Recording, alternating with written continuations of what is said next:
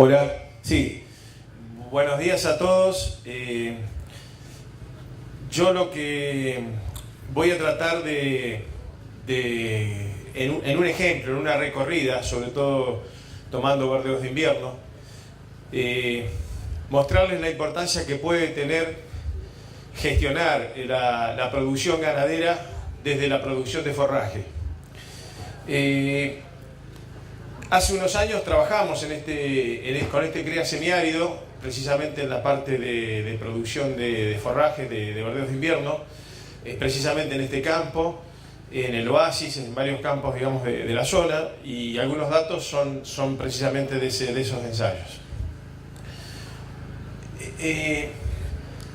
Recién al detalle y con una exactitud de gramo prácticamente veíamos la contribución genética en lo que es el crecimiento, ¿no es cierto?, de los animales, destete. En la producción vegetal pasa exactamente lo mismo. Yo no sé si ustedes por ahí tienen el detalle, pero una planta de maíz en floración, que es un cultivo que se hace mucho en este campo, necesita por día 1 litro de agua. 1 litro de agua es el requerimiento más o menos que tiene una planta de maíz para esta zona. Un verdeo de invierno con 1 milímetro son 10.000 litros de agua por hectárea, podría producir potencialmente 20 kilos de materia seca. Por eso es que cuando uno analiza, digamos, la biología de lo que es la ganadería y la compara con la biología de lo que es la producción de forraje, se da cuenta que prácticamente está manejando dos entes biológicos que tienen requerimientos muy parecidos. El centeno, que es uno de los verdeos de invierno de este campo, fíjense en que para producir 1 tonelada de materia seca necesita 26 kilos de nitrógeno, necesita alrededor de 3 kilos de fósforo, alrededor de 2 kilos de azufre y entre 250 y 300 milímetros para tener un verdeo más o menos de 4.000, 5.000 kilos de materia seca. Esto parecería, digamos, como una información que abarca todos los verdeos de invierno, pero sin embargo, dentro de los verdeos de invierno, dentro de los centenos, de las avenas, de los triticales, dentro de los mismos centenos, hay distintas precocidades. Es decir, un centeno más precoz va a necesitar los mismos requerimientos pero en menos tiempo, para producir 1 tonelada de materia seca. Eso lo vamos a ver un poquito más adelante.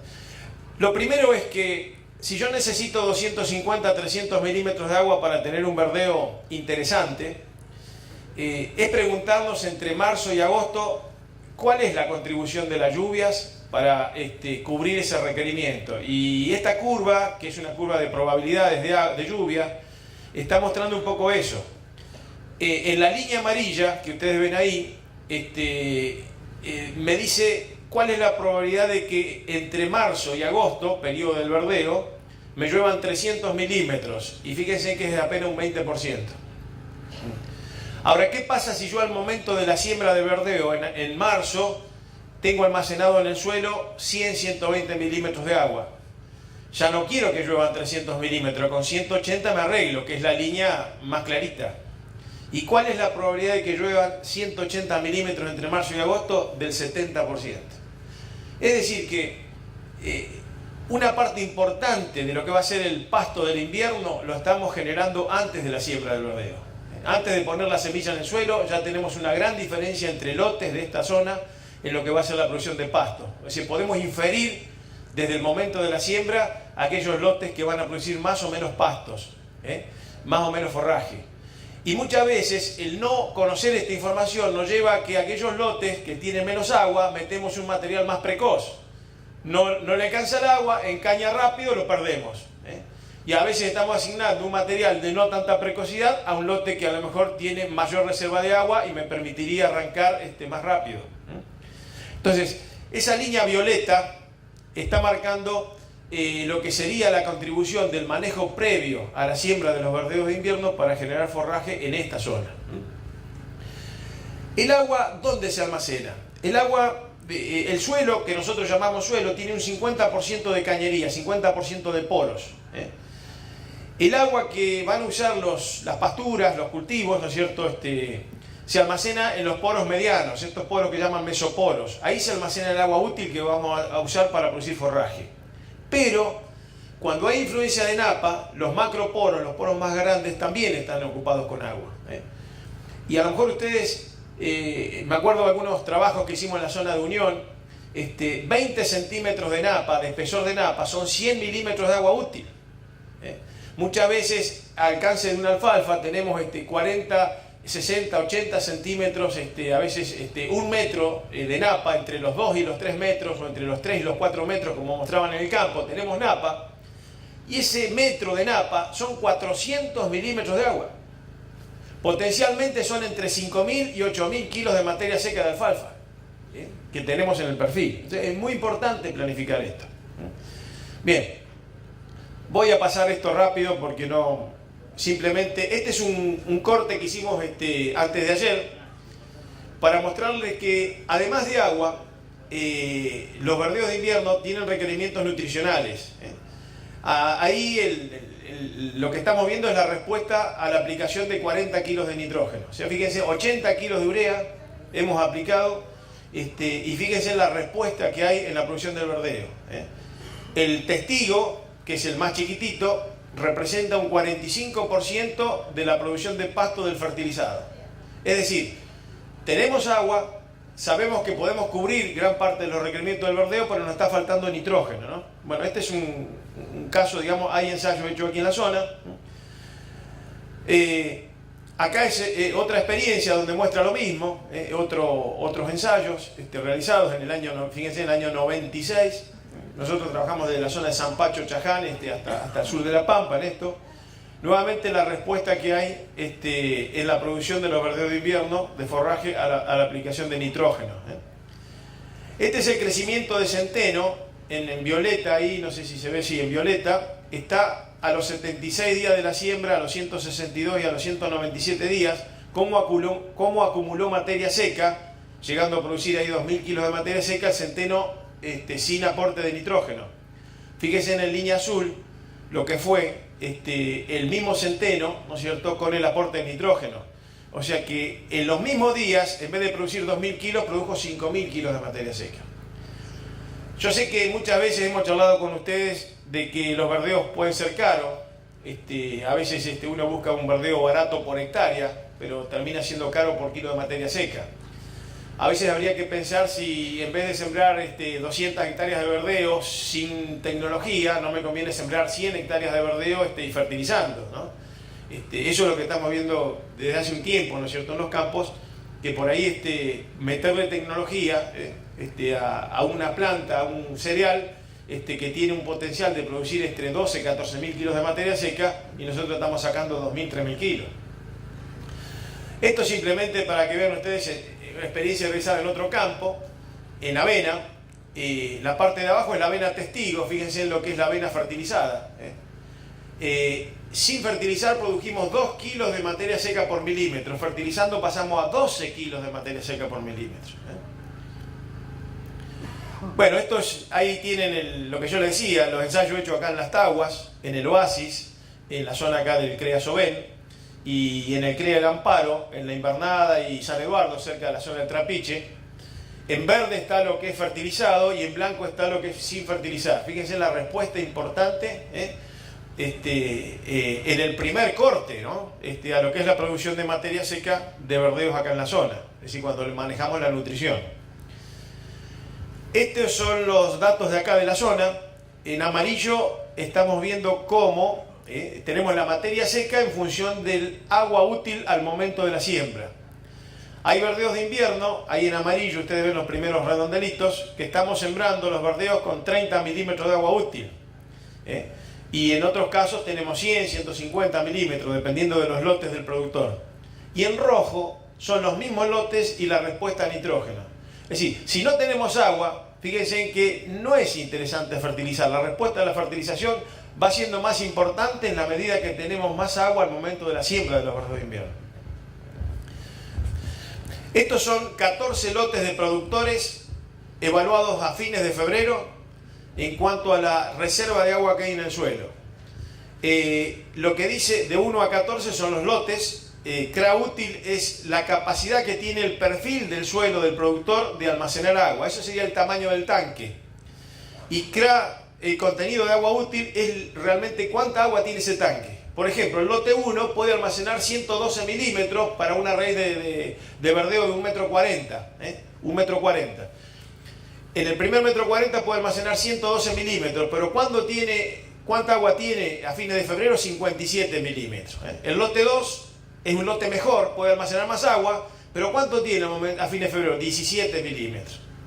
Entonces, cuando uno va y explora, ¿qué le puede decir a este grupo de productores? Y estamos mal, estamos a fines de febrero, principio de marzo, deberíamos tener entre 80, 100, 120 milímetros para asegurar buenos verdeos, y estamos con el lote 14 tiene 0, el lote 13 0. Es decir que uno está planificando un invierno basado en verdeos de invierno complicadito. Llueven 30 milímetros. El productor, el lote 8, con 30 milímetros se arregla porque tiene 67. Pero los 30 milímetros en el lote 13 no sirven de nada, no alcanzan. Entonces, llueven 30 milímetros, salimos a sembrar todos. ¿No es cierto? Y eso es lo que nos pasa a veces. Y sembramos todo y a lo mejor nos animamos a fertilizar y vos decís, pero ¿cómo vos tuviste respuesta? ¿Es la misma semilla? Entonces, eso es lo que todos los años nosotros hacemos estas evaluaciones para lo que es la ganadería en febrero, tanto para el establecimiento de pasturas como para verdeo. O sea, vamos a una zona, qué lotes se van a utilizar, y en base a eso, esto lo paso rápido, no me voy a detener, esto tampoco. Otro tema que estamos viendo, que no es tanto en esta zona, porque la provisión de fósforo acá es bastante buena, es la interacción. A veces usamos nitrógeno solo. Esto puede pasar más en la zona del Trapiche, por ejemplo, en la invernada, en Amparo. A veces usamos nitrógeno solo y no tenemos respuesta en pasto importante. A veces usamos fósforo solo y tampoco tenemos respuesta. Fíjense cuando usamos los dos nutrientes juntos, la respuesta que tenemos ahí en la producción de materia seca de verdeo. Esto es también verdeo de invierno. Abajo dice fósforo 0, fósforo 100, fósforo 200, y dentro de fósforo 0 hay 3 dosis de nitrógeno. O sea que no puse fósforo, pero puse 0, 40 y 80 kilos de nitrógeno. Fíjense que en fósforo 0 no hay respuesta a nitrógeno. Fíjense en fósforo 200, miren la respuesta que hay a nitrógeno. ¿Había o no había respuesta a nitrógeno? Claro, pero el fósforo la estaba limitando. Cuando uno decide fertilizar con nitrógeno, el forraje que produce también se enriquece en otros nutrientes que uno no puso, porque el nitrógeno hace que los otros nutrientes sean extraídos del suelo con mayor eficiencia. Fíjense acá, tenemos representado el testigo sin fertilizar y después el aporte de nitrógeno, ¿no es cierto? Es decir, cómo cuando yo fertilicé el segundo con fósforo aumentó el contenido de nitrógeno. Yo no puse el nitrógeno, fertilicé con fósforo, pero aumentó el contenido de nitrógeno en biomasa. Lo mismo pasa con fósforo. Yo pongo nitrógeno y azufre, por ejemplo, que es la tercera barra, y fíjense cómo se incrementa el contenido de fósforo en forraje. Lo mismo pasa con el azufre en forraje. Yo pongo fósforo respecto del testigo de no fertilizar, y fíjense cómo aumenta el contenido de nitrógeno en forraje. O sea que no solamente estamos teniendo, cuando manejamos nutrición y agua, efectos sobre la producción de forraje, sino sobre la calidad del forraje que estamos produciendo. Nosotros, en base a estos ensayos que se han hecho ya hace varios años, elaboramos este esquema de decisiones para que ustedes, que generalmente lo usa el productor. ¿En qué condiciones yo podría estar fertilizando un verdeo en la zona? Bueno, lo primero es el stand de plantas. Muchas veces no le damos bolilla a la semilla que sembramos, el poder germinativo. Si no tenemos por lo menos 120 plantas por metro cuadrado, olvídense de fertilizar. Después pasamos, si las tenemos, pasamos al agua útil. Si en el metro 40 tenemos 80 milímetros de agua útil, podemos pensar en fertilizar. Si el nitrógeno disponible, haciendo el análisis de nitrato, en los primeros 40 centímetros es menor de 30 kilos, y el material de verdeo que vamos a sembrar tiene cierta precocidad, podemos pensar en fertilizar. Entonces ahí está, entre las dos cajas, está el cultivar o precocidad. No es lo mismo. Puede ser que un lote sea pobre para un material precoz, pero no sea tan pobre el mismo lote para un material más tranquilo, que tiene una curva más tranquila, ¿no es cierto? Y después pasamos a preguntarnos, bueno, el stand de planta, el agua, el nitrógeno, me dicen que hay que fertilizar. Bueno, ¿qué pasa con el fósforo? Y una vez que resolvimos eso, ahí sí el tiro es más seguro. Cuando nosotros no teníamos esta información y fertilizábamos al azar, 3 de cada 10 lotes de verdeo respondían a la fertilización. Usando este esquema muy sencillito, porque son 3 o 4 datos, 8 de cada lote que decimos que hay que fertilizar responden a la fertilización. O sea, mejoramos la puntería en la acción, como dicen, ¿no es cierto? ¿No? Bueno, esto simplemente para mostrarles materiales más precoces, lo paso. Esto es algo que habíamos analizado con los grupos CREA hace un tiempo, hace bastante. Acá hay dos situaciones de lote pobre y lote, o sea, los dos tienen agua, pero uno tiene 10 partes por millón de nitrógeno y el otro tiene 60, son dos lotes distintos. Ahí decimos vamos a fertilizar con 0, 20 y 40 kilos de nitrógeno a ver qué pasa, y está la materia seca asociada a cada tratamiento. Fíjense que el lote bueno, de buena aptitud, sin fertilizar, el primer corte me dio 1890 kilos de materia seca. Lo fertilicé y movió un poquito la aguja, pero ahora fíjense en el otro lote, el lote pobre, tenía agua. No lo fertilicé, 599 kilos de materia seca. Le pongo 40 kilos de nitrógeno, paso casi de 1400. ¿Qué logré con esto? Bajar el costo de la materia seca. 100 kilos de materia seca, ¿no es cierto? En el lote pobre, sin hacer nada, me salen 7,5 pesos. Si yo fertilizo, bajo el costo a 4,9. ¿Qué es lo mejor? Tener un buen lote. Y no fertilizar. Claro, el lote bueno, cada 100 kilos de materia seca me sale 2,6 pesos.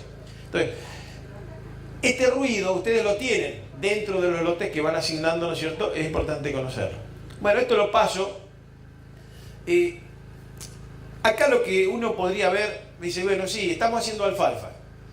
Fíjense, en 15.000 kilos de materia seca de alfalfa necesitamos 450 kilos de nitrógenos, pero me quiero detener, necesitamos 375 kilos de potasio, 188 de calcio y 56 de magnesio.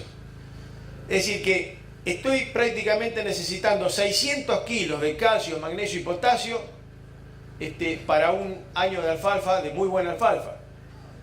Cuando el animal, el esquema, el planteo era pastoril, el 60-70% de esos 600 kilos el animal lo devolvía al lote. Ahora en los planteos, ¿no es cierto?, de confinamiento, yo lo corto y me lo llevo todo. Es decir, me estoy llevando los 600 kilos. Entonces está apareciendo en los esquemas ganaderos más intensificados una extracción muy grande de nutrientes que se exportan del lote, ¿no es cierto?, y empiezan a aparecer problemas en el complejo intercambio. O sea, empezamos a tener problemas con el pH, empezamos a tener problemas con el calcio, con el magnesio, ¿no es cierto?, con el potasio. Es un tema, digamos, que habría que revisarlo. Las gramíneas, fíjense en el pastobillo. Le estoy hablando de 80 kilómetros al oeste de Santa Rosa, un sistema, digamos, basado en pasturas naturales con algún abierto donde incorporamos pastobillo. Lo mismo, si yo al pastobillo le empiezo a manejar el agua, y por ejemplo, fíjense los datos año 2000, 2001, 2002, estación, invierno, primavera, verano y otoño, es pastura polifítica y pastobillo, la O quiere decir óptimo de humedad, la L limitante, la B bueno. Entonces, si yo empiezo a manejar el estado hídrico del pastobillo, puedo encontrar momentos en que tengo agua, tengo una buena pastura, pero no tengo nutrientes. Entonces empezamos en febrero, fíjense, febrero de 2000, en violeta está el testigo, el pastobillo, y en verde está lo fertilizado, con nitrógeno. Como la fertilización de febrero. Ustedes pensemos en febrero. ¿Cuál es el antecesor del crecimiento de una gramínea perenne de febrero? Es la misma gramínea que estuvo sacando agua y nutrientes desde septiembre, y produjo lo que produjo porque no tenía más nutrientes. Entonces, en febrero llueve en el otoño, pero llueve agua destilada y la pastura ya viene agotando el suelo porque viene usando todo lo que tenía. Entonces, ¿cómo no estratégicamente no plantear un aporte de nutrientes estratégico, ¿no es cierto?, en febrero para terminar más? Lo que hemos visto es que hasta el pastobillo se mete en el invierno 30, 40 días más, fertilizado que sin fertilizar, reemplazando los verdeos de invierno temprano. Miren la respuesta, la diferencia que hay. Algunos otoños lo podré hacer, otros otoños no tengo agua, no lo hago, me quedo tranquilo, pero tengo que monitorear el agua para saber que tengo agua y no tengo pasto, y que la diferencia entre el agua y el pasto está a veces en poner un poco de nitrógeno. Agropiro y Festuca, en mayo, 2 años. Fíjense la respuesta que hay a nitrógeno fundamentalmente y no tanto a azufre. Respuesta muy importante. Bueno, y termino con esto. Este es un campo que tenía poco nitrógeno y poco fósforo. Y pusimos una pastura polifítica de alfalfa con gramínea, ¿no? Cuando solo le pusimos nitrógeno y no corregimos fósforo, ¿en qué terminó la pastura? En gramínea pura. Cuando solo pusimos fósforo y no pusimos nitrógeno, la gramínea no tuvo ni una chance, terminó alfalfa pura. O sea, sembramos una pastura polifítica y teníamos, después en el segundo año teníamos alfalfa pura, gramínea pura, porque habíamos usado un nutriente. Entonces, ¿qué les quiero decir? Y con esto termino.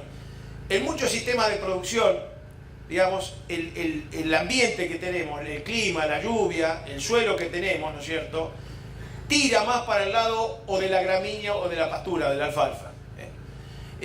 Cuando tira para el lado de la gramínea, si yo quiero tener una mezcla polifítica y no fertilizo con fósforo, es de gusto que ponga la alfalfa. ¿Para qué la pongo? La zona más húmeda, tambos, ¿no es cierto?, para poder equilibrar una pastura polifítica, dicen suplemento la pastura, le estoy poniendo 200 kilos de superfosfato a la siembra, para poder darle una chance a la leguminosa dentro de la gramínea. Algunos años en que el fertilizante estratégicamente lo permite, suplemento la pastura. Otros años en que el fertilizante es caro, suplemento la vaca de tambo. Es decir, no compro el fósforo y directamente la proteína que me la tenía que dar a la alfalfa la compro y se la doy a la vaca. Entonces, algunos años suplemento el forraje, otros años suplemento la vaca. Al revés, hay campos de ustedes que son muy buenos para producir alfalfa. Y cuando uno quiere meter una gramínea junto con esa alfalfa, si no la auxilia con nitrógeno, la alfalfa la pasa por arriba. Entonces, nosotros siempre decimos, hay perfiles de lotes que son para producir más fibra, otros para producir proteína, y si yo quiero hacer al revés, forzar la situación y no manejo la nutrición, me voy a llevar muchos dolores de cabeza. Así que bueno, hay algunas cositas más, pero lo dejamos ahí y fíjense en que a lo mejor esto, muchos a veces me han preguntado, y si le ponemos nitrógeno a la alfalfa, y en algunas condiciones estamos viendo buenas respuestas de alfalfa a nitrógeno. ¿Por qué? Y acá está este ejemplo. Una alfalfa puede transpirar 4 milímetros por día, que son 40.000 litros de agua por hectárea. Transpira, ¿no es cierto? Más o menos esos 40.000 litros de agua podría producir la alfalfa 50 kilos de materia seca.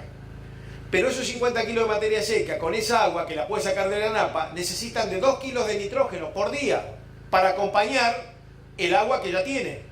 Algunos suelos nuestros le están entregando a la pastura no 2 kilos por día, 0,3 kilos de nitrógeno por día. El suelo le entrega a la pastura. Entonces, a veces decimos, tenemos agua para producir, ¿no es cierto?, 50 kilos de materia seca por día y estamos produciendo 12, 15 kilos de materia seca. ¿Qué me hace falta? Agua no. Me hace falta, ¿no es cierto?, manejar la nutrición. Entonces, hay planteos que bajo el mismo clima pueden tener un esquema ganadero, digamos, costoso, y la eficiencia no está en la ineficiencia no está en la alimentación de la vaca, sino está en la estrategia de producción del forraje. En la estrategia de producción de forraje, este campo lo dijo, es lo más barato que hay. Producir forraje es lo más barato, ¿no es cierto?, dentro del esquema de alimentación. Y cuando yo soy ineficiente en producir forraje, tengo que meter parches suplementando, que me cuesta más. Entonces, ¿por qué no agotamos las instancias de ser eficiente en producir forraje? Esa es la propuesta. Muchas gracias.